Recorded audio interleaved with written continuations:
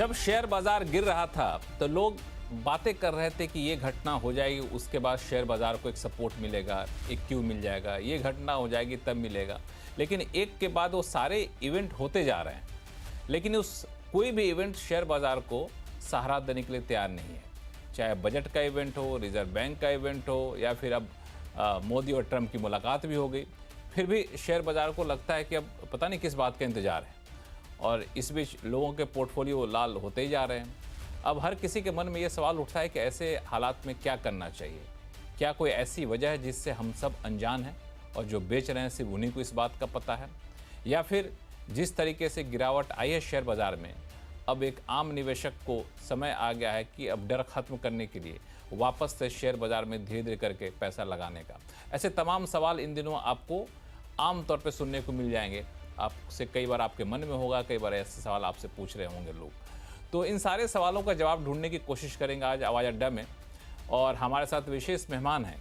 इसमें सुनील सुब्रमण्यम साहब हैं, पाइपर सेरिका के फाउंडर और फंड मैनेजर अभय अग्रवाल साहब हैं, रॉकसेट कैपिटल के मैनेजिंग पार्टनर अभिषेक अग्रवाल साहब हैं, और मोजैक एसेट मैनेजमेंट के फाउंडर और सीईओ मनीष डांगी साहब हैं।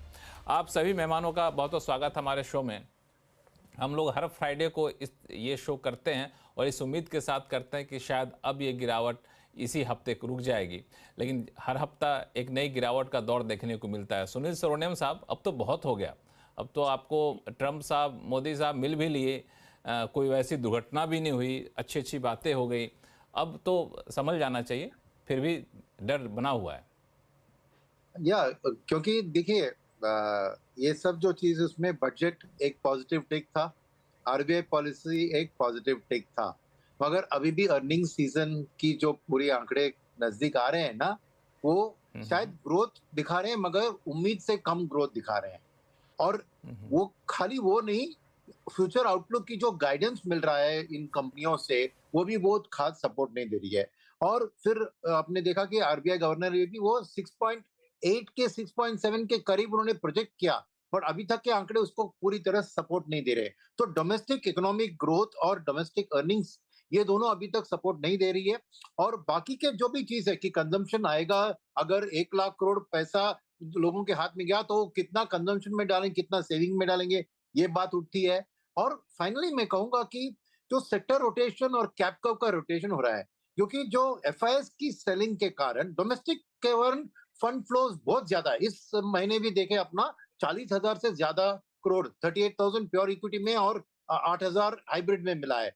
तो 40,000 से ज्यादा करोड़ पैसा मार्केट में डलवाने के लिए डोमेस्टिक के पास पैसा है। और जनवरी एंड की कैश बैलेंस देके 1.85 लाख करोड़ है म्यूचुअल फंड के पास। तो क्या उधर हो रहा है कि स्मॉल कैप और मिड कैप में ज्यादा गिरावट हो रहा है, डिस्पाइट एफआईएस बेच रहे हैं लार्ज कैप को, और mutual fund manager small and mid cap को बेचकर, जहां पे वैल्यूएशन थोड़ी महंगी थी, उस लार्ज कैप को खरीदने की कोशिश कर रहे हैं, मगर पूरा तो नहीं खरीद पा रहे हैं, इसलिए उधर थोड़ा करेक्शन हुआ है। मगर एफआई के मन में इतना करेक्शन नहीं हुआ अभी तक कि ये रिवाइज्ड अर्निंग्स फोरकास्ट को हाथ में ले जाए। तो मेरे ख्याल में अभी भी उनके मन में इंडिया एक वैल्यूएशन के डिस्काउंट पे नहीं आई है, अभी भी प्रीमियम में चल रही है। तो जब ये स्थिति थोड़ी बदलती है, यानी आपको अर्निंग्स गाइडेंस और सीजन की जो आंकड़े फ्यूचर की है, वो अगर बेहतर दिखने लगे, और ये ट्रंप और मोदी की मिलावट में देखिए कोई नेगेटिव नहीं था, मगर वो रेसिप्रोकल टैरिफ की जो बात है, वो उसके ऊपर एक डार्क क्लाउड की तरह उस पर बैठी है। और इंडिया और यूएस में डिफरेंस है 6% का, यानी हम 9% टैरिफ लगाते हैं और वो 3% तो 6% का जो डिफरेंस है वो लेवल हो जाएगा, तो कोई इंडियन एक्सपोर्टर्स और इंपोर्टर्स को डेफिनेटली उसका इम्पैक्ट पड़ेगा।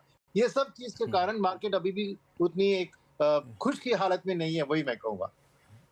नहीं, लेकिन मोदी ट्रंप पे थोड़ा सा मैं और फोकस आपसे चाहूँगा, बाकी मेहमानों के पास भी उसके बाद जाऊँगा मैं, कि ये जो रेसिप्रोकल टैरिफ की आपने बात की, उसमें अगर बहुत ही आप कमोडिटी वाइज घुस के देखेंगे ना अंदर जा करके, तो बहुत ज़्यादा गुंजाइश है नहीं जहाँ पे आप हम जितना लगाते हैं उतना आप लगा दीजिए। आप लगा भी दिएगा तो आप ही नुकसान में रहेगा, हमें नुकसान में नहीं होगा। और एक रिसर्च मैंने देखा, इसमें यह था कि पिछली बार जब रेसिप्रोकल टैरिफ जैसी कुछ टैरिफ और शुरू किया था ट्रंप ने अपने पहले कार्यकाल में, तो नुकसान उन्हीं को हुआ था। बाकी चाइना का एक्सपोर्ट बढ़ गया, इंडिया का एक्सपोर्ट बढ़ गया। तो ये एक तरीके से ड्यूटी लगाने की बजाय बार्गेन टेक्निक ज़्यादा है, इसलिए मार्केट मुझे लगता है कि सिर्फ सेंटिमेंट पे ज़्यादा डरा हुआ है। नहीं, आप बिल्कुल सही कह रहे हैं। ये ट्रम्प की टैरिफ अब एक्चुअली ट्रम्प टैंट्रम या ट्रम्प थ्रेट है। हाँ, तो वो बिजनेसमैन हाँ, है, वो इस टैरिफ को यूज करके नेगोशिएट करने की कोशिश कर रहे हैं। तो इसीलिए मार्केट अनसर्टेन है कि नेगोशिएशन किस तरफ जाके रुकेगी ना, ये किसी को पता नहीं। जरूर ये है कि हम डिफेंस और एनर्जी अमेरिका से खरीदेंगे, वो तो प्रॉब्लम नहीं है। मगर प्रॉब्लम ये है कि अगर उधर से गाड़ियां, टेस्ला गाड़ियां, ये गाड़ियां पे हमने ड्यूटी कम करा दी यहाँ पर, तो डोमेस्टिक ऑटो मैन्युफैक्चरर्स के लिए कंपटीशन तगड़ा बढ़ जाएगा। तो ये अनसर्टेनिटी मार्केट को पसंद नहीं है। तो इसलिए ट्रम्प भी बहुत समझदारी से क्या कर रहे हैं, वो टैरिफ की थ्रेट को लगा लगा कर वैल्यू एक्सट्रैक्ट कर रहे हैं। और यहाँ पे इंडिया का क्या हालत होगा ये अभी क्लियर नहीं है। क्लियर नहीं है, ये आपने बिल्कुल सही कहा। मनीष डांगे साहब, ये ट्रम्प का खौफ कब तक रहेगा बाजार में? जी, अगर इकोनॉमी के स्टैंड पॉइंट से देखेंगे तो 2-3 साल रहेगा। मार्केट के स्टैंड पॉइंट से देखें तो 6-12 महीनों में मार्केट पोटेंशियल फ्यूचर को डिस्काउंट कर लेगा। आज के 3 महीनों पहले तक आप ये सोच रहे थे कि ये ट्रम्प 1.0 जैसे थोड़ा सा टेंट्रम्स करेगा एंड छोटा मोटा बार्गेन करके अपने डोमेस्टिक क्राउड के लिए विक्ट्री घोषित करेगा एंड दैट इज इट। तो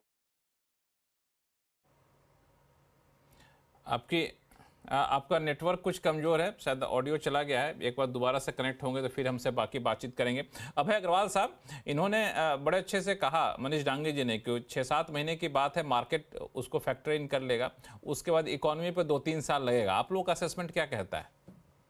जी देखिए, मुझे ऑफ कोर्स जो ग्लोबल लेवल पे हो रहा है ट्रम्प टैरिफ और ये सब है, ये कंट्रीब्यूटिंग रीजंस हैं इंडिया में मार्केट करेक्शन के। आपका सवाल था कि जो मार्केट करेक्शन है इंडिया में कितना डीप और जाएगा, क्यों हुआ, मैं उसी का जवाब देने की कोशिश करता हूँ। तो हमारा एनालिसिस ये है लक्ष्मण जी की, जो हमारा करेक्शन है उसमें काफ़ी कुछ हमारी वजह से है। हमारे कॉर्पोरेट अर्निंग्स बहुत पुअर हैं compare to what expectation was, और ये हमने सितंबर से देखा। हम बोल रहे थे कि जो कंजम्पशन लेड ग्रोथ है वो एकदम गिर चुका है, और वो इसलिए गिर चुका है क्योंकि बाइंग पावर कस्टमर के पास है नहीं। High tax, high inflation, high EMIs, तीनों का ये तीनों चीज़ें मिलके इन्होंने बाइंग पावर को एकदम कम कर दिया था, और उसका नतीजा हमने देखा दिसंबर के रिजल्ट्स में और उसके पहले सितंबर के रिजल्ट्स में भी।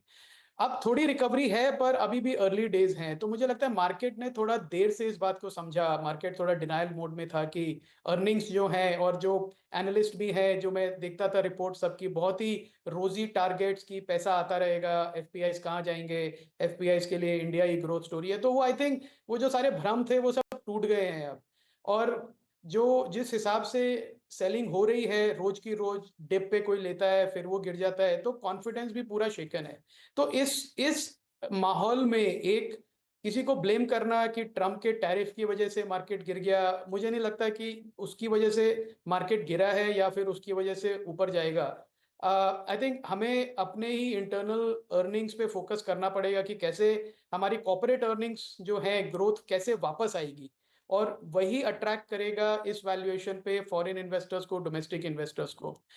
फॉरेन इन्वेस्टर्स के ऊपर एक बात मैं जरूर कहना चाहूंगा कि जिस तरह से ट्रम्प की प्रेसिडेंसी के स्टार्ट होते ही 9-8-9% का हमने जंप देखा यूएस डॉलर में, और उसके साथ जो बॉन्ड यील्ड्स हैं वो भी काफी स्पाइक हुई। अभी भी 30 साल का बॉन्ड यूएस डॉलर का 4.7-4.8 के रेट पे चल रहा है। तो इन यूएस डॉलर की स्ट्रेंथ और हाई यील्ड्स जो है यूएस बॉन्ड्स की, उनको मैं देखूं तो वो डोमेस्टिक मार्केट में काफी अट्रैक्टिव है अभी इन्वेस्टर्स के लिए, जो लोकल इन्वेस्टर्स हैं वहां के। तो ऐसे माहौल में मुझे नहीं लगता कि हमें एक्सपेक्ट करना चाहिए कि सडनली कोई रिवाइवल हो जाएगा, अनलेस यूएस डॉलर करेक्ट हो जाए, वापस 103-102 की तरफ चला जाए और यूएस में जो बॉन्ड यील्ड्स है वो गिर जाए, तभी एक एमर्जिंग मार्केट्स की तरफ फ्लो वापस बनेगा। पर हम, मुझे लगता है कि वो जब आसार होगा दिख तब नहीं होगा, रहे वो हैं। हम उसके बारे में वो कुछ नहीं कर वही सकते मैं कह हैं। रहा था कि इस पे ये आसार कोई दिख नहीं रहे, जितना आप कह रहे जी हैं जी कि डॉलर वहां पहुंच जाए, इसके कोई आसार तो हमें दिख नहीं रहे, ना तो कोई खास वजह दिख रही है। अभिषेक जी। लक्ष्मण जी अपने कई बार शो में ये चर्चा कर चुके हैं, इसी पैनल के साथ ये चर्चा कर चुके हैं कि मार्केट बहुत समय तक हेवी रहा है। एंड ये जो करेक्शन हम देख रहे हैं, ये एक तरह का आप फंडामेंटली अलाइनमेंट कह सकते हैं जो हम हमारे मार्केट में आ रहा है, बिकॉज ग्लोबली हमारा मार्केट एक्सपेंसिव था। इसमें कोई डिनाइल नहीं है। दूसरी बात एफआई की जहां तक सेलिंग की बात उठ रही है, वो तो इंडिपेंडेंटली लास्ट 12 महीने का वही ट्रेंड है। तो बिल्कुल ऐसा तो हुआ नहीं कि ट्रम्प की प्रेसिडेंसी आई और सडनली कुछ ट्रेंड चेंज हो गया। FIs has been a seller and they have been selling massively for the last 6 months। अगर हम देख रहे हैं, हमारे यहाँ पे बस ये हो रहा था कि डोमेस्टिकली कोई सेलिंग नहीं हो रही थी, चाहे वो कोई भी वर्क के इन्वेस्टर आप कह लें। एंड अब जो एक करेक्शन आया, उसमें एक तरह की प्रॉफिट बुकिंग भी मैं कह सकता हूँ कि जो लंबे समय तक जिन्होंने होल्ड किया था, वो भी एक ट्रिगर हो गया। एंड सेकेंड है कि क्योंकि हमारे पास कोई ऐसा पॉजिटिव ट्रिगर यहाँ से नहीं है मार्केट को और ऊपर ले जाने के लिए, एंड वैल्यूएशन जो कहीं कहीं पे स्मॉल एंड मिड कैप में फ्रॉथ हमने देखी थी, तो उसी का ही नतीजा है कि हमने इस तरह का करेक्शन देखा है। रही बात टैरिफ की जो बात कर रहे हैं ट्रम्प की, मुझे नहीं लग रहा कि हमारी जो ये सेलिंग है इसका कोई डायरेक्ट इतना बड़ा को रिलेशन ट्रम्प के टैरिफ प्लान से लेके है। ऑफ कोर्स उसका इम्पैक्ट ग्लोबली हर कंट्री वाइज आएगा, बट अभी की जो सेलिंग है उसको मैं इस इवेंट से डेफिनेटली लिंक नहीं करूंगा। एंड अभय ने बिल्कुल एक तो इस सही बाजार में पॉइंट जो रखा कि गिरावट है हमारे उसका ट्रम्प से कोई लेना देना नहीं है। ट्रम्प का आना, मुलाकात होना और इससे बहुत ज़्यादा सीधे तौर पर नहीं जोड़ा जाना चाहिए। मनीष डांगे जी, आप कितने सहमत थे इससे? चूँकि आप जहाँ तक बोले, जहाँ तक हम लोग सुन पाए, चूँकि बीच में आपका ऑडियो चला गया था, कि आपने कहा था कि 6-7 महीने मार्केट के लिए रहेगा ये फियर और 2-3 साल इकोनॉमी के लिए। इससे आगे की बात हम लोग सुन नहीं पाए, लेकिन बड़ा इंटरेस्टिंग तरीके से समझा रहे थे, ऐसा हम लोग समझ पा रहे थे। नहीं, मार्केट के लिए इसलिए शॉर्ट टर्म में हो जाएगा क्योंकि जो महापंडित लोगों ने इंडिया के लिए एक एक्सेप्शनल स्टोरी वीव की थी वो अनवाइंड हो रही है। एक रूटीन इकोनॉमी को आप अगर ओवर सेल कर दें तो उसका आफ्टर इफेक्ट्स जो तो प्ले आउट होता है वो इस ओवर सेल के झांसे में एफआई भी आ गए क्या? ना, एफआई पिछले 10 सालों से इंडिया में पैसे नहीं लगा रहे हैं, है ना। पिछले 10 सालों से टोटल एफआई आप 2000 से 2012-13 का पैसा लगा के देखिए, एफआई अमूमन 3%, 2.5% मार्केट कैप का आपके शो पे और आपसे पहले पिछले 2 सालों में कई बार बोल चुका हूँ, फिरंगियों को नहीं इंटरेस्ट है।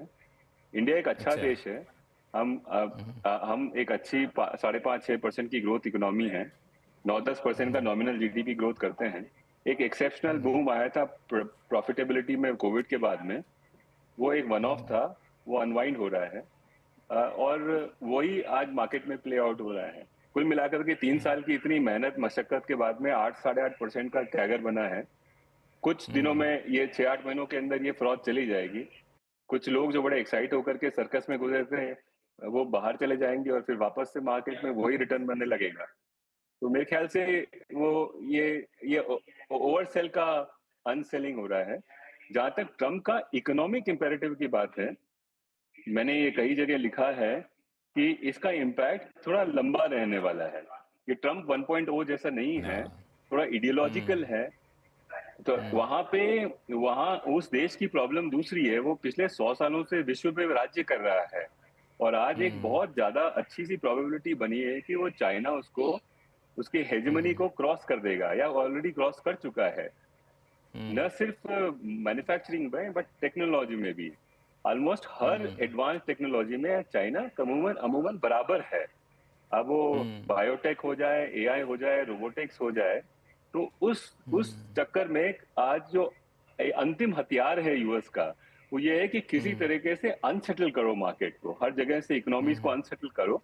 तो मेन हम सब तो छोटे मोटे पिद्दे हैं, कोलैटरल डैमेज है, जो मेन अटैक है वो चाइना पे है और उसके आफ्टर इफेक्ट हम सबको पिछले अगले 3-4 साल तक इकोनॉमी में झेलने पड़ेंगे। मार्केट में टेंशन नहीं है, मार्केट 6-12 महीने में ये सब जिसको बोलते हैं ना कि लौट के बुद्धू घर के आए, वो हो जाएगा। उसके बाद में फिर से एक अच्छा माहौल बनेगा जिसके अंदर बहुत मंदी वाली लोग बात करेंगे, लेकिन 6-8 महीने का बनेगा। 6-8 महीने का होप तो 6-8 महीने का होप तो आपने जगाया। यहाँ तो लोगों को लग ही नहीं रहा था, पता नहीं ये सेलिंग कब रुकेगी।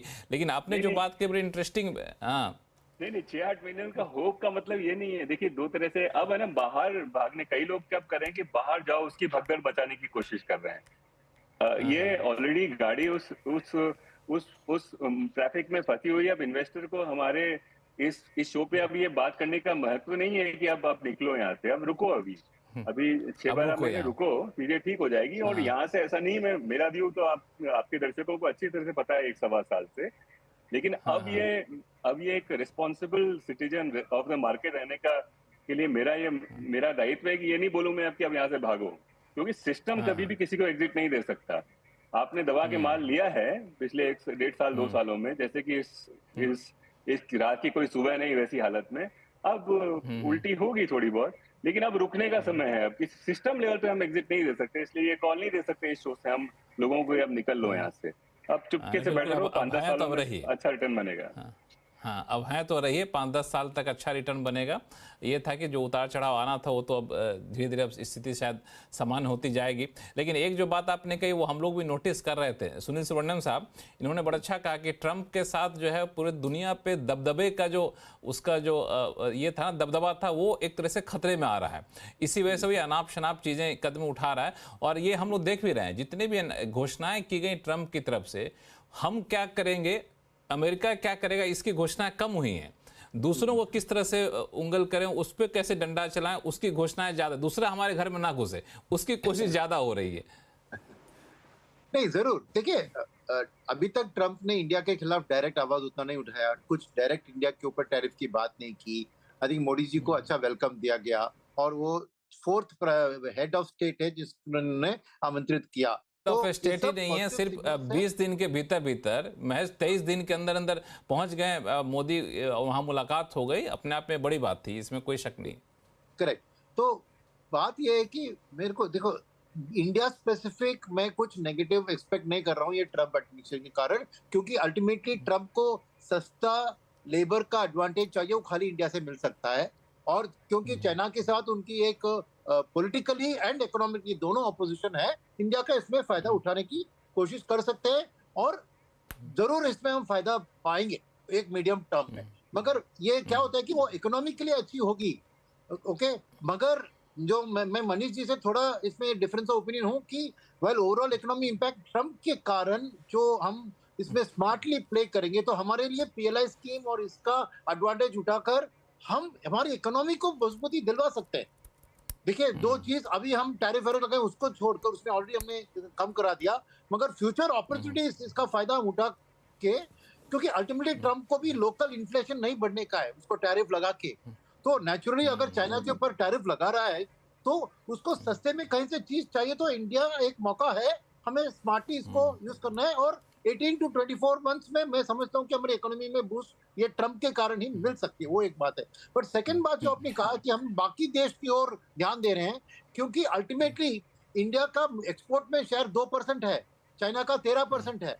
तो चाइना के ऊपर जो भी वार होगा ना, उससे फायदा जरूर, क्योंकि हम वर्ल्ड के बॉटम में है। एक अपॉर्चुनिटी के तौर पर होगी, यहाँ पे मिलेगी।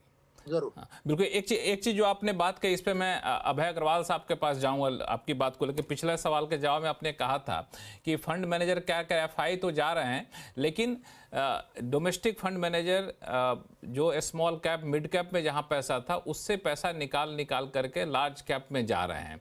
तो इसको अभय अग्रवाल साहब कैसे इस ट्रेंड को आप देख रहे हैं? एक मतलब आपसे अगर इस फैक्ट के साथ क्यों लेके अपने दर्शकों को कुछ कहना चाहे तो क्या सजेशन दिया जा सकता है?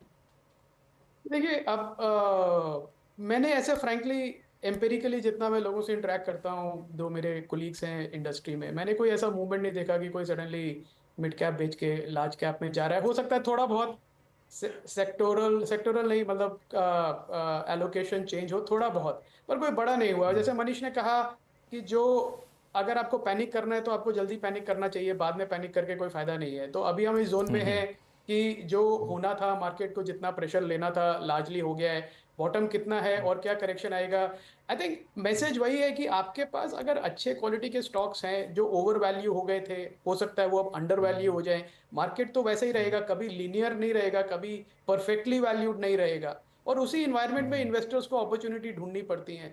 तो मुझे नहीं लगता है कि अगर पोर्टफोलियो अच्छा है तो किसी को ज़्यादा ट्विक करना चाहिए कि मार्केट में कोई एक सेक्टर गिर गया तो उससे निकल के दूसरे सेक्टर में घुस जाओ। फिर तो आप गोल गोल ही घूमते रहेंगे। फिर क्या कन्विक्शन है, क्या रिसर्च है, क्या लॉन्ग टर्म पर्सपेक्टिव है। और जो कहते हैं, जैसे जब बुल मार्केट होता है तो बहुत बातें होती हैं कि time in market is more important than timing the market. वो मार्केट गिरता है तो सब भूल जाते हैं, फिर कहते हैं टाइमिंग करो, निकल जाओ, चेंज करो। तो बड़ा बड़ा मतलब कॉन्फ्लिक्टिंग सा व्यू है। तो आई थिंक हर दर्शक को, हर इन्वेस्टर को सोचना चाहिए कि वो किस तरह के इन्वेस्टर है। हर चीज पे रिएक्ट करेंगे या अपना पोर्टफोलियो बना के एलोकेशन के साथ रह के उसको मैनेज करेंगे, क्योंकि ऊपर नीचे तो हर हर एसेट क्लास होगा, कभी रियल एस्टेट, कभी बॉन्ड्स, कभी रुपी, कभी गोल्ड। तो अब गोल्ड बढ़ गया तो अब क्या सब गोल्ड के पीछे भागने लगेंगे? तो मुझे लगता है कि अगर इन्वेस्टर्स को, और मेरे जो कुलीग फंड मैनेजर्स हैं, सब जितना मेरा इंटरेक्शन है, पैनिक नहीं है, ना कोई ज़्यादा चर्न है। बस यही है कि हाँ, क्या एक बाइंग अपॉर्चुनिटी अभी है या बाद में बनेगी, कब बनेगी? हमारा एडवाइस यही है सबको कि अगर अंडर एलोकेटेड है या थोड़ा एलोकेशन बढ़ाना चाहते हैं तो आप धीरे धीरे ड्रिप करते रहिए, एक साथ सारा पैसा मत डालिए। आप हर दिन थोड़ा 3%, 4%, 5% अपना नए एलोकेशन का ऐड करते रहिए। आई थिंक वो एक बेटर स्ट्रेटजी है इस मार्केट में, रादर देन बॉटम फिशिंग की आप बॉटम बन गया तो मैं यहीं पे ले लेता हूँ।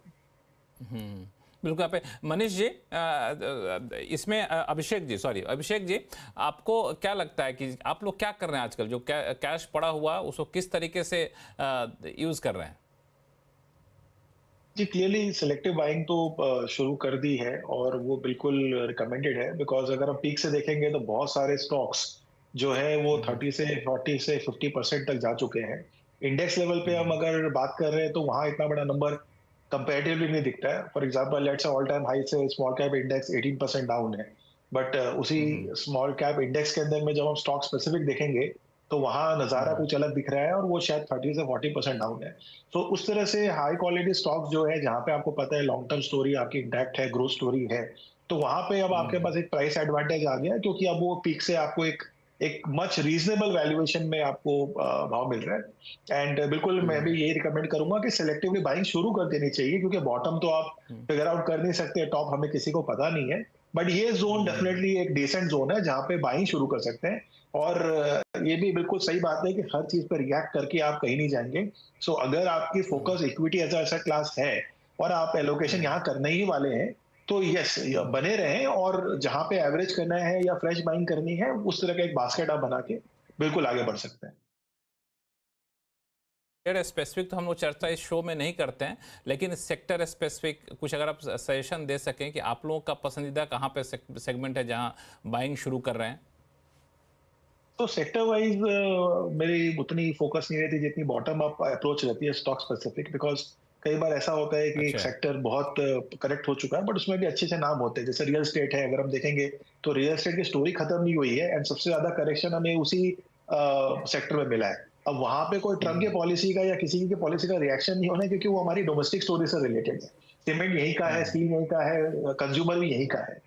तो देयर आर गुड नेम्स जहाँ पे बहुत अच्छी अभी प्राइस करेक्शन हो गई है, और वहां पे कई नंबर्स में स्लो डाउन नहीं हुआ है। जहां तक एंड यूजर की बाइंग पावर की हम बात करें, परचेजिंग पावर की बात करें रियल एस्टेट को, so that is a way how I consider कि हर एक सेक्टर में अपॉर्चुनिटी है, बट आपको हाई क्वालिटी नेम्स के साथ ही रहना चाहिए, जो अगेन सभी को पता है कि it is always better to bet on the leader than the follower. So हर सेक्टर पे आपको मिल जाएंगे, एंड अभी के हर वैल्यूएशन में सेक्टर जैसे में मैंने ऐसी कहा चीज़ें कि मिल जाए।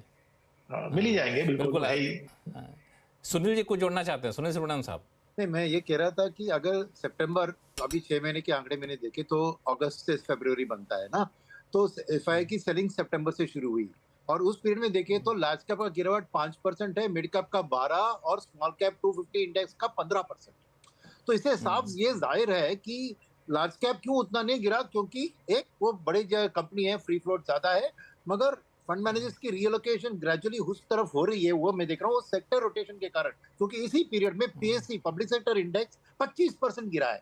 तो ये जो सेक्टर रोटेशन है वही है मेन कारण इस फॉल का। तो वही मैं कहना चाह रहा था कि डेफिनेटली साइलेंटली डोमेस्टिक डीआईआई एक लार्ज कैप और क्वालिटी की ओर ध्यान दे रहे हैं और उधर ही ज्यादा एलोकेशन कर रहे हैं, इसलिए मिड एंड स्मॉल कैप में ज्यादा करेक्शन हुआ है। तो उस हिसाब से मैं बता रहा था कि यही चीज है, को गिरावट के परसेंटेज में साफ दिख रहा है ये बात। हाँ, ये मतलब ग्राफिक्स के हिसाब से देखें तो दिख रहा है कि पैसा यहाँ से निकल रहा है, यहाँ पैसा जा रहा है, वही पैसा जा रहा है कि नहीं जा रहा है, ये एक थोड़ा सा डिबेट का इशू हो सकता है, क्योंकि इतना क्लोज मॉनिटरिंग तो करना थोड़ा सा मुश्किल होता है। मनीष डांगे साहब, चूंकि हम लोग देखें कि अलग अलग जो घटनाएं हुई थी, तो मैं एक आंकड़ा निकाल रहा था कि कब कब कितनी ज़्यादा गिरावट देखने को मिली थी। जब कोविड हुआ था 19 में तो 20 में तो 38% तक गिरावट आई थी। सब प्राइम क्राइसिस में 61% तक गिरावट देखने को मिली थी, और 2000-2001 के बीच में 56% तक गिरावट देखने को मिली थी। तो उन सब के मुकाबले तो गिरावट कुछ वैसा है नहीं, तो डरावना गिरावट तो नहीं कहेंगे इसे। हाँ तो सर मूवी खत्म नहीं हुई है ना। अच्छा अभी खत्म नहीं हुई है। हाँ मतलब खत्म मूवी तभी कर सकते हैं जब थिएटर से बाहर निकल जाएं, और गिरावट थिएटर से तभी बाहर खत्म निकल, होती है जब अपन वापस से मार्केट टेक्निकल टर्म्स में वापस से 100-200 डीएमए से ऊपर आ जाए। तो अभी तो हाँ, तो प्रोसेस में है। अभी पिक्चर अभी बाकी है। अक्टूबर जुलाई अगस्त 2008 के अंदर आप बोल रहे थे कि हम तो महान है, मतलब 10% गिरा था मार्केट, तो और उसके बाद में स्टेबलाइज हो गया था। फिर 2 महीने में 20% और घुमा, तो फिर बोला ये तो हो गया है। फिर उसके बाद में दिसंबर, जनवरी, फरवरी, मार्च 2009 आते आते 60% गिर गया मार्केट। ये बेसिकली क्या होता है कि फंडामेंटल्स इतने टर्बुलेंट नहीं होते हैं। फंडामेंटल्स तो देश 5.5-6 पे ग्रो कर रहा था, शायद उतना ही ग्रो करता रहेगा, थोड़ा मोटा ऊपर नीचे ठंडा गर्म होता रहेगा। लेकिन तो आप लोग कर क्या रहे हैं आजकल? आज आप लोग पैसों से डाल रहे हैं कि नहीं डाल रहे हैं, कि अभी पिक्चर खत्म होने का इंतजार कर रहे हैं? देख, हमारा ओवरवेट सिर्फ आईटी है। उसका रीजन सिर्फ और सिर्फ ये है कि मैं पर्सनली और मेरी टीम हम एक्सेसिवली ऑप्टिमिस्टिक है जो करंट एआई वेव और रोबोटिक वेव है। और ऑप्टिमिस्टिक हैं आईटी सेक्टर को लेकर के। एआई और रोबोटिक वेव जो है, जो चाइना और यूएस ऑफ कोर्स उसके फ्रंट रनर्स हैं, लेकिन बिकॉज ये एजेंटिक एरा जो हमारे ऊपर डॉन हो रहा है अगले 10 साल में, थोड़ा कुछ बात आराम से करेंगे, लेकिन इंडिया आईटी सिस्टम एक ऐसा है जो मोस्ट प्रॉब्ली इससे प्रॉफिट करेगा, एटलीस्ट कंपनीज बेनिफिट करेंगी। I am less confident of manufacturing anything that we compete with China, पर मेरे ख्याल से India IT will do very very well in next 8-10 years. Of course साथ में ट्रम्प टैरिफ वॉर, डॉलर का appreciate होना, ये सब एक्चुअली मैक्रो बेनिफिट देता है आईटी को। तो ये सब के चक्कर में मेरे ख्याल से वो पार्ट जो है मार्केट का, वो मेरे ख्याल से अगले 5-10 साल का अगर व्यू है अपना, इस बारे में कई बार बात हुआ है शो पे पिछले 3-6 महीनों में, मेरे ख्याल से आईटी बहुत अच्छा करेगा। बाकी सब पे इफी है, बहुत सारी चीजों में फ्लश आउट हो गया है स्पेस, बट क्या होता है कि जब आप मार्केट को आप कंसेशन देते हैं महंगा होने की, तो मार्केट को आपको कंसेशन सस्ता होने की भी देनी पड़ेगी। दोनों तरफ आपको डील देनी पड़ेगी ना। पतंग हमेशा ऊपर ही नहीं जाती है ना, कभी नीचे भी आती है, कभी ऊपर आती है, तो दोनों तरफ मूव करेगा। इसीलिए जैसे अभय और ये सब बोल रहे हैं कि आप सिस्टमेटिकली एक आम इन्वेस्टर, देखिए अलग अलग आदमी का अलग अलग हेडसेट है। मैं सिक्लिकल इन्वेस्टर हूँ, मैं कभी आपसे बहुत तेजी की बात करूंगा, कभी मंदी की बात करूंगा, लेकिन आपका जो एवरेज ऑडियंस है उसके लिए यही कन्वे करना पड़ेगा कि चलो धीरे धीरे धीरे धीरे अगले साल 1.5 साल के अंदर आप बाय करिए धीरे धीरे। माहौल यहाँ से ये, इसका मतलब ये नहीं है कि चीजें फ्लैटन हो गई है, चीजें मोस्ट प्रॉब्ली मेरा व्यू है कि खराब होंगी, लेकिन आपके पास में वो टूल किट्स है नहीं कि आप उसको प्राइस कर पाए, उस चीज को आइडेंटिफाई कर सके। तो ज्यादा बेहतर है कि अगला 6, 12, 18 महीनों में आप धीरे धीरे इन्वेस्ट करें। नहीं, इसमें मनीष जी एक और सवाल का जवाब दे दीजिए, फिर मैं बाकी पैनलिस्ट के पास जाऊंगा। एफआई को लेके आप लोग क्या, आपकी अपनी स्टडी क्या कहती है कि एफआई आएंगे अब, चूंकि जो वैसे जो फंडामेंटल चीज़ें हम लोग देखते हैं कि बॉन्ड यील्ड वहाँ पे बढ़ रहा है, उनको यूएस में ज़्यादा रिटर्न मिलेगा, तो हमारे यहाँ क्यों आएंगे? भले ही हमारी अर्निंग सीजन बेहतर क्यों ना हो जाए, भले ही हमारा ग्रोथ थोड़ा सा बेहतर क्यों ना हो जाए, आप इससे कितने सहमत होते हैं? वो लोग तो बिल्कुल प्रोफेशनल है कि जहाँ रिटर्न मिलेगा वहीं आएंगे। देखिए बेसिकली एफआई एक ग्लोबल इक्विटी पूल है, एक रिस्क पूल है। वो उसके पास में 160 देश हैं इन्वेस्ट करने को। जब 1990s और 2000 में आपके लोकल इन्वेस्टर को खबर तक नहीं थी, तो उन्होंने पूरा देश का 26% स्टॉक उठा लिया। अब आप एक्साइटेड हो गए हैं तो वो आपको देख करके कहीं और चले जाएंगे। तो बेसिकली ये एफआई का एक्सेसिबिलिटी है, वो सारे मार्केट्स को है। दूसरा डेमोग्राफी पे मैंने कई बार बात करी कि एक बार जब एक अमीर देशों की जो डेमोग्राफी धीरे धीरे जब एज होती है, तो वो एक्चुअली विड्रॉल मोड में आ गए हैं। इसलिए आज एफआई का नहीं आना नई बात नहीं है। कि 10 सालों से एफआई पैसा नहीं आया है, जबकि उसके पिछले 20 सालों में एफआई का बहुत पैसा आया था। तो इसलिए वो जो बोलते हैं ना कि उस बंदे की को टोना बंद करें, क्योंकि वो नहीं आएगा। वो ये ट्रेडिंग वाला पैसा जाता है, आता है, लेकिन नेट एफआई का पैसा नहीं आएगा इंडिया नेट में, एफआई का पैसा और कहीं नहीं आएगा। सुनील जी, हाँ, सुनील जी, ये एक व्यू लेकर के यहाँ पे आ रहे हैं कि नेट एफआई का पैसा नहीं आएगा। अभी हो गया था, जब आना था आ गए वो लोग। आपको लगता है कि डोमेस्टिक फैक्टर एक इस लेवल पे आ सकता है कि एफआई बाकी रुपये को भूल जाएं, वहाँ के बॉन्ड यील्ड को भूल जाएं, यूएस के यहाँ पे आना शुरू कर दें? क्योंकि अभी भी अगर महंगाई के हिसाब से देखें तो हमारा मार्केट ठीक ठाक महंगा है, भले ही इतने गिर गया तब भी। नहीं, मेरे थोड़ी डिफरेंस ऑफ ओपिनियन है मनीष जी से यहाँ पर, कि मैं एक 6 महीने के टाइम अगर देखें, वो मेरे लिए लगता है कि डेफिनेटली एफआईएस की वापसी की। उसके 3 कारण मैं बताऊंगा। एक है कि ट्रम्प, 3 कारण बताइएगा, उस तीनों पर रिएक्शन लूंगा, तीनों पैनलिस्ट से, इसलिए बाकी पैनलिस्ट तीनों कारण पर ध्यान से सुनिएगा। हाँ। एक है ट्रम्प को स्ट्रॉन्ग डॉलर पसंद नहीं है, क्योंकि अमेरिका अगर एक्सपोर्ट करना चाहिए तो डॉलर का स्ट्रेंथ उसके लिए नुकसान करेगा, तो ट्रम्प एक वीकर डॉलर की ओर पुश करेंगे। सेकंड, उसके कारण वो भी है कि वो इंटरेस्ट रेट को भी दबाव, अभी पवल है तो झगड़ा कर रहे हैं, मगर ये टैरिफ की झंझट के बाद सेटल होकर वो भी पुश करेंगे फेड को किसी तरह बाय फेयर और अनफेयर मीन्स को रेट कट करे। वो भी एक डॉलर की वीकनिंग की स्टोरी का सपोर्ट होगा। वो है दूसरी बात। और तीसरी बात यहाँ पर है कि जो एफआईआई ना जब पैसा डालते हैं ना, उनको जो रिटर्न है वो फ्यूचर की डिप्रिसिएशन अप्रिसिएशन के ऊपर रहती है। तो मेरे ख्याल में जब उनको दिखता है कि ये वाली ट्रेंड शुरू हो गई, तो उनको इंडिया जैसे मार्केट जहाँ पे और डिप्रिसिएशन, ऑलरेडी इंडिया में थोड़ी डिप्रिसिएशन हो गई, मानते हैं कि इंडिया का अभी भी ओवर वैल्यूड है ऑन आरईआर बेसिस, मगर फिर भी उनको रुपए में डॉलर वर्सेस रुपी का वीकनिंग मेरे ख्याल में इस एक और साल में खाली 2% होगा, क्योंकि डिफरेंस इन इंटरेस्ट रेट हुई है फंडामेंटल तौर पर। तो मेरे ख्याल में एक 6 महीने में ये 3 चीजों के कारण मैं समझता हूं कि थोड़ी एफआईएस की वापसी हम देख सकते हैं। आप जो तीनों फैक्टर गिना रहे हैं, तो मनीष जी इशारा कर रहे थे, कुछ बोलना चाहते हैं मनीष जी? नहीं, मेरा व्यू, मेरा एक्चुअली दूसरा थोड़ा सा, सुनील जी बता रहे हैं वो आनी जानी का बात कर रहे हैं, तो ऑफकोर्स आनी जानी तो लगी रहेगी, मेहमान है वो, ठीक है। मैं आपको सिर्फ ये बताने की, कई सालों से बताने की कोशिश कर रहा हूँ कि एफआई के लिए India trade got over in 2014। तो मैं भी नहीं बोल रहा हूँ कि अभी आएंगे नहीं आएंगे। 2014, 15, 16 के बाद में एफआई ने इंडिया में आना बंद कर दिया है। उसके कई सारे कारण हैं, उसके ऊपर हम घंटा और अलग बात करेंगे। एक बार काफी लंबी आपके शो पे एक बार बात हुई है जो पुराने एंकर के साथ, तो एक कई सारे फंडामेंटल रीजंस हैं उस चीज को हम अच्छे से बात कर सकते हैं, लेकिन उसकी वजह से आनी जाने वाला जो पैसा है वो बंद हो गया। एक और अंतिम बात कि जो एफआईआई का जिस तरह का पैसा अवेलेबल है वो बॉन्ड और रियल एसेट्स के लिए अवेलेबल है। रियल एसेट का मतलब जैसे ब्रुकफील्ड, ब्लैकस्टोन, इस तरह के लोग हैं, उनका पैसा इंडिया में आ सकता है, जो हॉस्पिटल, इंफ्रास्ट्रक्चर ये सब खरीदेंगे। एफआईआई का ब्लाइंड पूल, जिसको इक्विटी पूल बोलते हैं, उसमें आने का कोई हिसाब नहीं बचा है, वो नहीं आएंगे अब।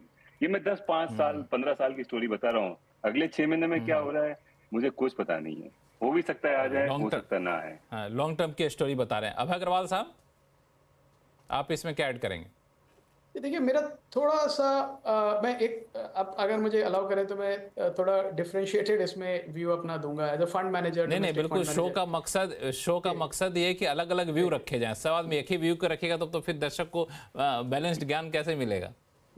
तो देखिए, मेरा इसमें ये सोचना है कि अगर एफपीआईज को लाना है, डोमेस्टिक इन्वेस्टर्स को लाना है, वो तभी आएंगे जब उनको रिटर्न की प्रोबेबिलिटी दिखेगी। आप उनको पकड़ के जबरदस्ती नहीं ला सकते। जैसे मनीष ने कहा, 160 देशों का एसेट क्लासेस का उनके पास ऑप्शन है, तो हमें फोकस करना पड़ेगा। और अनफॉर्चुनेटली मुझे वो फोकस नहीं दिख रहा है कि हम कैसे कॉम्पिटिटिव बने। अब हर चीज़ तो हम यूएस से इंपोर्ट करते हैं, फिर हम टैरिफ के लिए डर रहे हैं, पर जो हम एक्सपोर्ट करते हैं वो बेसिकली लेबर आर्बिट्राज वाली चीज़ें हैं जो हम सस्ता बना लेते हैं, जो यूएस महंगा बनाता है। और जो हम यूएस से चाहते हैं, मांगते हैं, वो ऐसी चीज़ें हैं जो जिसके बिना हम रह नहीं सकते हैं। और इस समय जिस तरह से हमारा फोकस है, एक भी एलएलएम मॉडल जो है एआई के लिए इंडिया में किसी ने नहीं बनाया। चाइना में 4 बन गए, यूएस में 3 है, और हम सिर्फ उसके ऊपर एप्लीकेशन लेयर बना रहे हैं। हम कंज्यूमर हैं एआई के, एलएलएम्स के, उसके लिए भी हम पैसे दे रहे हैं। सेमीकंडक्टर में हमारा 0 प्रेजेंस है। डॉलर का 50 सेंट का सेमीकंडक्टर हम बाहर से मंगाते हैं। तो ये जब चीजें जब तक सॉर्ट आउट नहीं होंगी लक्ष्मण जी, हमारा कॉम्पिटिटिवनेस एज एन इकोनॉमी नहीं बनेगा। हम ग्रो करते रहेंगे 6% डोमेस्टिक कंजम्पशन को केटर करते रहेंगे जो, और एक हम एनीवे इंसुलर इकोनॉमी है, ओपन भी नहीं है ज़्यादा, तो ग्लोबल ट्रेड से भी हमें फ़र्क नहीं पड़ता है। तो एक ऐसी इकोनॉमी जो इंसुलर है, इनवर्ड लुकिंग है, इनोवेटिव नहीं है, जो इनोवेट नहीं कर रही है, उसको अट्रैक्टिव बनाना फॉरेन इन्वेस्टर्स के लिए लॉन्ग टर्म में वो बड़ा बड़ा मुश्किल है, जिस जगह पे अभी हम हैं। तो आई थिंक ये सोचने की बात ये है कि कैसे इंडिया जैसे चाइना से हम अपने आप को कंपेयर करते हैं, यूएस की बात करते हैं, पर हम उस कैटेगरी में नहीं है। वो मार्केट इसलिए महंगे हैं क्योंकि वो इनोवेट करते हैं, वो इनोवेटिव मार्केट है। आप दवाइयाँ ले लीजिए, आप टेक्नोलॉजी ले लीजिए, आप डिफेंस के इक्विपमेंट ले लीजिए, स्पेस टेक ले लीजिए, वो सब वहाँ पे है, हम फॉलो कर रहे हैं। तो लॉन्ग टर्म कॉम्पिटिटिवनेस जब तक हमारी नहीं बनेगी, इनोवेशन को हम पूरा बूस्ट नहीं करेंगे, तब तक मुझे नहीं लगता है कि हम रियली एक एफपीआईज के लिए बड़ा अट्रैक्टिव मार्केट बन पाएंगे। हालांकि इसमें एक चीज़ और मैं समझना चाहूँगा आपसे ही, फिर मैं अभय अग्रवाल साहब के पास जाऊँगा। जब आप कह रहे हैं ये बात तो ठीक है, इनोवेशन में चाइना हमसे आगे है, इनोवेशन में यूएस हमसे ज़्यादा आगे है, लेकिन हमारा जो मार्केट साइज़ है वो क्या इसमें बहुत मायने नहीं रखता क्या? मार्केट साइज का मतलब कंज्यूमर मार्केट साइज की बात कर रहे हैं। यूएस के लिए जितनी भी डिजिटल कंपनियां, उनके लिए इंडिया इतना बड़ा मार्केट है। आईटी कंपनियों के लिए भी इंडिया इतना बड़ा रिसोर्स का मार्केट है। तो ये क्या बहुत फैक्टर नहीं करता है? मैं समझना चाहता हूं आपसे अभिषेक जी। ओके, तो लक्ष्मण जी, मार्केट जो है हमारा डेफिनेटली, अगर आप ग्लोबल कंपैरिजन कर रहे हैं चाइना और यूएस के सामने, तो हम उस कंपैरिजन में आज की डेट में कम दिख रहे हैं। मगर ओवरऑल पोटेंशियल अगर हम देखेंगे कि अगले 10 साल के लिए सबसे बड़ा मार्केट कौन सा इमर्जिंग है, तो 100% इंडिया है, इसमें कोई दो वाली बात नहीं है। अब पॉइंट बीइंग कि मुझे अभी भी समझ में नहीं आ रहा है कि हम ये टूरिस्ट मनी को लेकर इतने सीरियसली डिस्कशन क्यों कर रहे हैं, क्योंकि इससे पहले भी एफआईआई जो इतने लंबे समय तक सेलर था, वहां पे भी हमारे मार्केट्स ऑल टाइम हाई बना रहे थे। एंड कोई भी मार्केट तभी बढ़िया मार्केट कहलाता है जब उसके डोमेस्टिक इंस्टीट्यूशनल इन्वेस्टर्स का कॉन्फिडेंस उसके बाइंग पैटर्न में झलकता है, जो हमारे केस में है। अभी सुब्रमण्यम जी ने स्टार्टिंग ऑफ द शो में एक बहुत अच्छा फैक्ट रखा था कि भाई 26,500 करोड़ की आपकी एसआईपी चल रही है इक्विटी की, 14-15 हजार crore apart from that direct investment है, 40,000 करोड़ का आपका इनफ्लो है इक्विटी इटसेल्फ। मतलब और आपको चाहिए क्या? ये नंबर आप 5 साल पहले का ले लेंगे तो आपको दिखेगा कि एक्चुअल में नंबर में क्या ग्रोथ है। सर सस्टेनेबल नंबर है, ये कोई ऐसा वन ऑफ नंबर हम डिस्कस नहीं कर रहे हैं। सो मुझे लग रहा है कि एफआई को लेके हमें ज्यादा चर्चा करने की जरूरत नहीं है। They are always investor, but you can not run your economy on tourist. अगर डोमेस्टिक इन्वेस्टर्स की बात करें तो उसको अच्छा किया, ये पॉइंट आपने उठाया। मेरा कहना है कि एफआई बेच के चले गए, प्रोमोटर काफ़ी अपना हिस्सा बेच के निकल गए, इन्वेस्टर बेच के निकल गए। सिर्फ रिटेल इन्वेस्टर के जरिए कब तक गाड़ी चल पाएगी? इतना ताकत है, मुझे नहीं पता। आप चूंकि आप डील करते हैं डे टू डे बेसिस पे, आपको पता होगा। अभिषेक जी, देखिए, मार्केट पार्टिसिपेंट्स में सबका होना बड़ा इंपॉर्टेंट है। सो आप बिल्कुल सही है कि एक पर्टिकुलर वर्क के बेसिस पे आप अगर सोचेंगे कि पूरा देश चला लेंगे या पूरा मार्केट चल जाएगा, आंसर इज नो। एंड ये बहुत इंपॉर्टेंट है कि हर तरह के इन्वेस्टर्स हमारे लिए मैटर करते हैं। बट ये भी सेम बात है कि फिर कोई एक पर्टिकुलर साइड, चाहे आप एफआई को ले लो या डीआई को ले लो, उन पे भी 100% डिपेंडेंट होके मार्केट को प्लान करना सही नहीं है। एंड अदरवाइज मार्केट की कोई भी हिस्ट्री अगर आप देखेंगे, वो अर्निंग्स के स्लेव्स होते हैं। अगर हमारे देश के अंदर में कॉर्पोरेट अर्निंग्स मैच हो रही है, तो फिर उसके हिसाब से आप ग्रोथ देखोगे, उसके हिसाब से रिटर्न आएगा। अब अगर हम यहाँ पे ऑलरेडी हम वहां स्लैग कर रहे हैं, अब आप आईपी का डेटा देख लें, 3.5% की आईपी की डेटा हमारी अभी ग्रोथ की आई और इन्फ्लेशन 4% का है। तो I don't think so it is a great number two look at it. अगर मैं ये देख रहा हूँ कि भाई यहाँ से क्या हम स्लो डाउन में जा रहे हैं, तो answer is yes, slow down में जा रहे हैं। और स्लो डाउन में अगर जाएंगे तो अर्निंग में रिफ्लेक्ट होगा, और अर्निंग में रिफ्लेक्ट होगा तो मार्केट में, बट ऑब्वियसली वो डिस्काउंट होकर अभी हम देख रहे हैं कि मार्केट में करेक्शन आ रहा है। तो rather than only dependent on की एफआई डीआई या डिटेल की कहानी, मुझे लग रहा है फंडामेंटली हमें ये भी देखना पड़ेगा कि हमारा देश कहाँ जा रहा है, और वर्सेस अभी ग्लोबली जो ट्रम्प की ये सारी सिचुएशन हम एनालाइज कर रहे हैं, उसका भी ओवरऑल इंपैक्ट क्या है। सो ये सारी चीज कनेक्टेड है। आइसोलेशन में देख के मुझे नहीं लग रहा है कि कोई व्यू बन पाएगा यहाँ पे। बिल्कुल। हालांकि एक चीज़ जो मैं अब देखना चाह रहा था, हालांकि शेयर बाजार के एक्सपर्ट आप लोग हैं, लेकिन एक इन्वेस्टर्स होने के नाते, एक आम दर्शक होने के नाते मुझे हमेशा इस बात में जिज्ञासा रही है कि कौन कौन से ऐसे इंडिकेटर हैं जिसकी बत्ती अब हरी हो जाए तो मान के चलें कि हम लोग फंडामेंटली अब दुरुस्त होते जा रहे हैं। भले ही एफआई आए ना आए, डीआई आए निकल जाए अलग, लेकिन कुछ तो इंडिकेटर बेसिक चीज़ें हैं जो शेयर मार्केट लोग देखते हैं, जिससे लगता है कि नई चीज़ें अब दुरुस्त हो रही हैं। उस इंडिकेटर पर चर्चा करेंगे, आप सबसे पूछेंगे, लेकिन फिलहाल वक्त है छोटे से ब्रेक का। ब्रेक के बाद जल्द लौटते हैं, कहीं जाइएगा नहीं।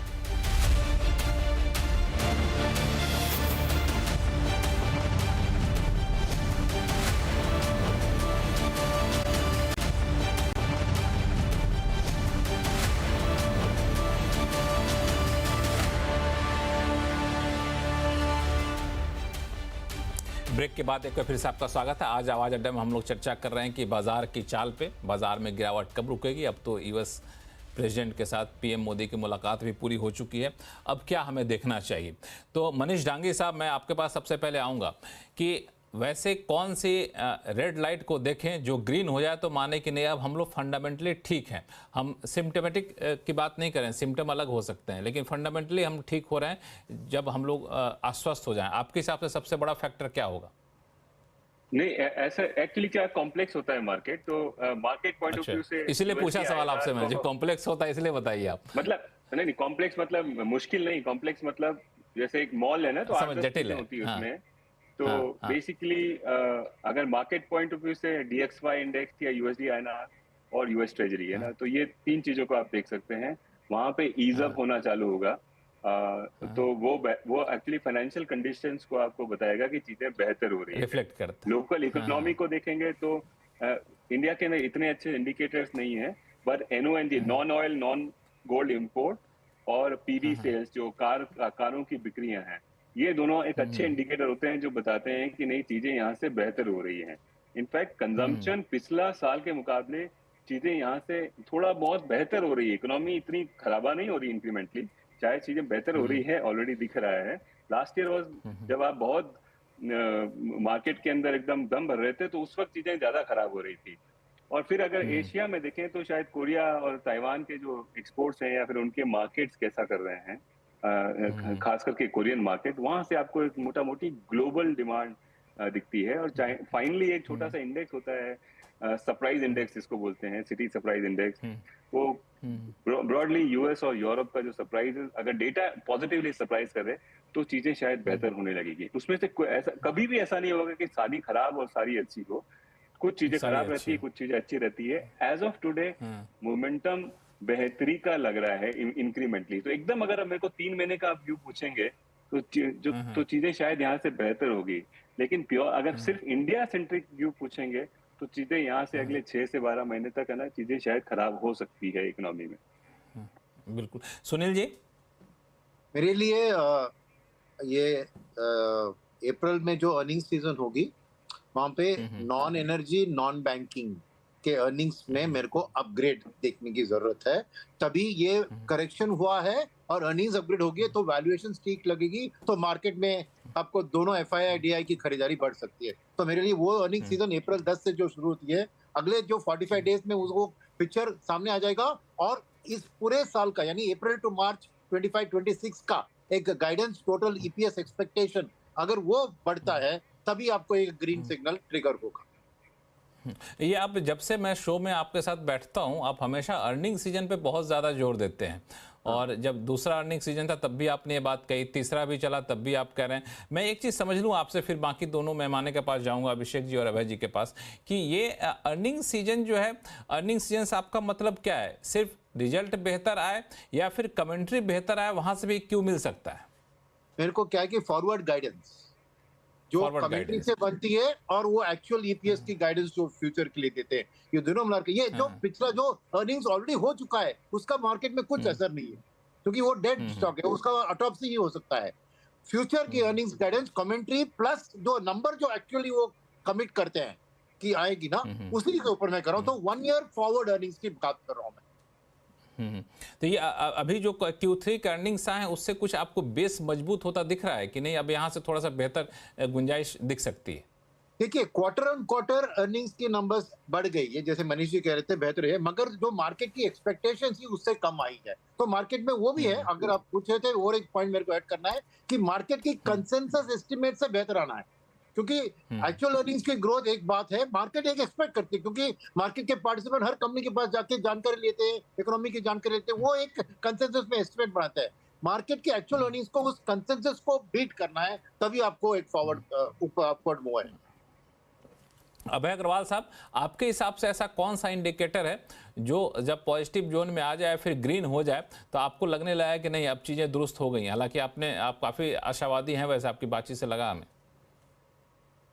देखिए, अभी जो जैसे मनीष ने भी कहा, जो अभी हमने रिसेंट चैनल चेक्स किए, उसमें देखा कि इम्प्रूवमेंट है, ग्रीन शूट्स जिसको कहते हैं, इंक्वायरीज ज़्यादा है। व्हीकल ऑटोमोबाइल सेक्टर को हम ट्रैक करते हैं, चैनल चेक्स करते रहते हैं, तो उसमें फेस्टिव सीजन के बाद, दिवाली के बाद हमने देखा बहुत स्ट्रेस था। इन्वेंट्री जो है 80 दिन की हो गई थी, जो नॉर्मली 30 से 33 दिन की होती है, वो 80 दिन की हो गई थी। और फिर हमारा पूरा एस्टिमेट था कि ज़बरदस्त डिस्काउंटिंग होगी उसको स्टॉक निकालने की, और जनवरी में हुई वो।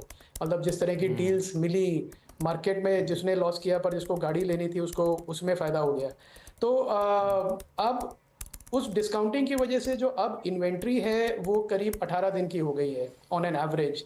और मुझे लगता है कि ये एक ऑटोमोबाइल में और दूसरे भी जो डिस्क्रिशनरी कंज्यूमर आइटम्स हैं, जैसे प्लाईवुड है, पेंट है, टाइल्स है, जो जिस मार्केट को हम ट्रैक करते हैं, जिनको बात करते रहते हैं, उसमें भी इन्वेंट्री इस समय काफ़ी लीन है।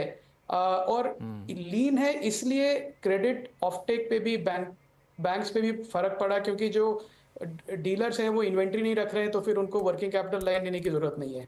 तो उसकी वजह से हमने देखा बैंक्स के भी क्रेडिट लाइंस पे भी, क्रेडिट ऑफटेक पे भी प्रेशर था।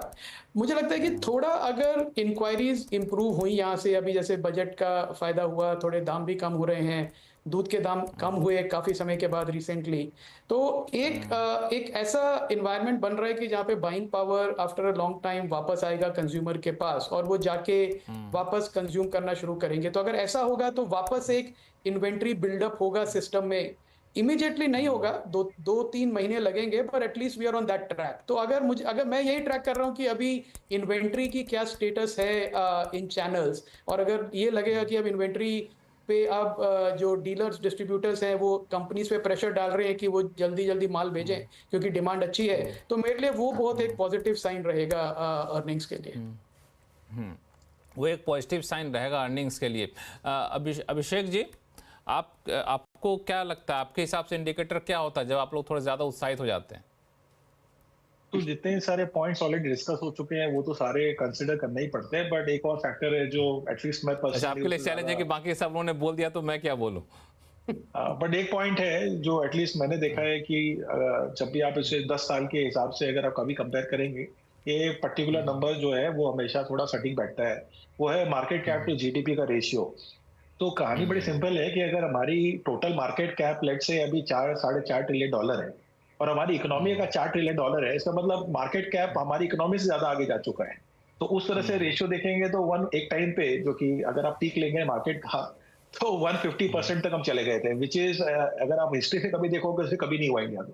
तो इसलिए बहुत सारे लोग, हमारे जैसे लोग इसलिए आके बोल रहे थे कि भाई मार्केट पीक हो गया है, because it's something which is not sustainable. अगर हम बाकी इकोनॉमी में भी देखेंगे तो कहीं भी ऐसा नहीं होता। सो इंडिया के लॉन्ग टर्म अगर हम एवरेज देखें, चाहे वो इसको पी के मल्टीपल पे ले कि मार्केट कैप को जीडीपी के मल्टीपल पे ले, तो करीबन 115%, 120% का एवरेज होता है। और बुरे टाइम में या पी एकदम बॉटम जिसको कहते हैं कि मार्केट बॉटम बना चुका है, वो 80-85% होता है। मुझे उतना एक्सट्रीम नहीं लग रहा है अभी के हिसाब से। अगर मैं देखूं तो अभी भी थोड़ी मार्जिन बाकी है जो थोड़ी और नीचे आ सकती है, एंड 120% के आसपास जब आता है तब that's a sweet spot you can consider कि एक लेवल पे मार्केट जो है रुक गया है। और क्योंकि हमारी इकोनॉमी इतनी खराब भी नहीं कर रही है, 6% से तो ग्रो करेगी, मुझे लग रहा है reasonable number two look at it in terms of thinking कि शायद वो या बॉटम है। बिल्कुल, यहाँ पे ये आपने सही कहा, क्योंकि जो अलग अलग तरह की कमेंट्री आ रही है, फाइनेंस मिनिस्ट्री से भी आ रही है, तो सब यही मान के चल रहे हैं कि अब हम लोग इकोनॉमी में जो थोड़ी बहुत सुस्ती थी वो सुस्ती दूर होती दिख रही है। सुनील जी को जोड़ना चाह रहे हैं?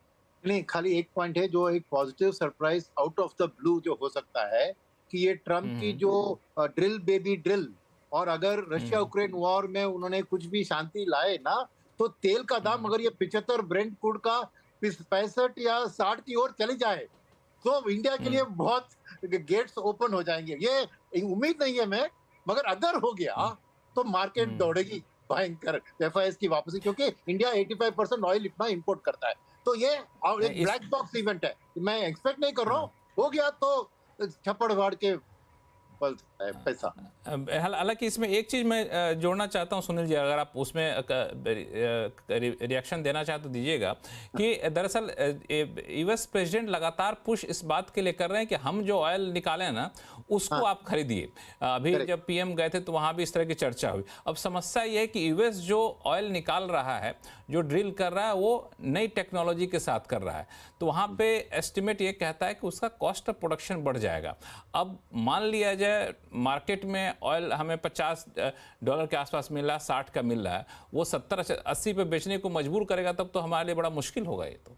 वो नहीं हो सकता है। फर्स्ट इंडिया एलएनजी खरीदेगी उधर, नॉट ऑयल, गैस। सेकंड बात है कि अगर वो तेल का दाम बढ़ रहा है ना मार्केट प्राइस से, लोकल पेट्रोल पंप में अमेरिका में सबसे बड़ा प्रॉब्लम होता है पेट्रोल की दाम इन्फ्लेशन में, तो वो कभी उसको बढ़ने नहीं देंगे, क्योंकि उधर लोकल इन्फ्लेशन को कंट्रोल में रखना है ना। तो वही मैं इसलिए सवाल पूछा ना, चूंकि अगर वो चाहेगा कि हमारा ऑयल खरीदो और आपका ऑयल अगर महंगा है तो हम आपसे क्यों खरीदेंगे, ये सवाल उठा भी था। जब याद होगा जब रशिया पे सैंक्शन लगाया था सरकार ने, तब इंडिया ने क्लियर कहा भाई जहां से सस्ता मिलेगा वहां से हम लेंगे, अब जो महंगा मिलेगा उससे हम कैसे लेंगे, ये एक होगा। लेकिन देखना पड़ेगा पूरे ऑयल पॉलिटिक्स जो है कैसे आगे चल के अनवील होती जा रही है। मनीष डांगे जी कुछ जोड़ेंगे इस पे आप?